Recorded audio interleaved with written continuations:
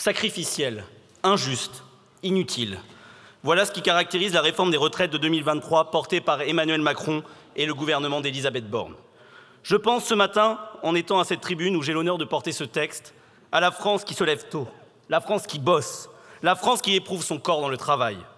Je pense à tous les Français qui sont abîmés par des années de labeur et qui n'ont pas tous les trimestres nécessaires pour prétendre à une pension de retraite digne. La seule chose que vous voulez avec ce texte, c'est vous rouler en boule et pleurnicher et crier au déni démocratique. En permanence, vous êtes dans le ouin-ouin. Car oui, ce texte est irrecevable et vous le saviez parfaitement. Et alors, quelle est votre proposition sur la réforme des retraites ? Au sein de votre programme, d'abord du vide et du flou. Sur votre site internet, erreur 404. Ça aurait pu être un simple bug, alors je suis allée chercher dans vos discours. Rien non plus. Ah si, monsieur Bardella, qui pendant la campagne des européennes a dit qu'il n'abrogerait pas la réforme des retraites et qu'il ferait travailler les Français jusqu'à 66 ans. Vous êtes une escroquerie. Vous avez tergiversé encore et encore sur cette question, oscillant entre différentes propositions, incapables de clarifier une ligne cohérente. Et vous avez fait élire 17 députés ciotistes favorables à la retraite à 65 ans avant de refuser de censurer le gouvernement de Michel Barnier qui n'est là que pour préserver l'héritage néolibéral d'Emmanuel Macron.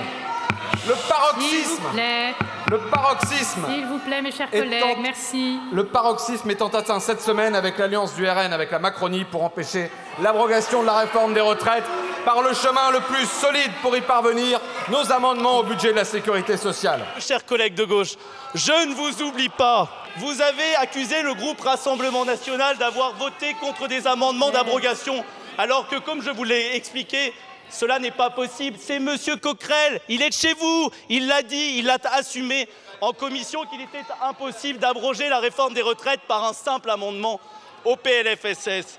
Mais moi, Madame Belloissa Chérifi, je vais vous donner les noms. S'il vous plaît. Je vais vous donner les noms de ceux qui empêchent l'abrogation ce matin.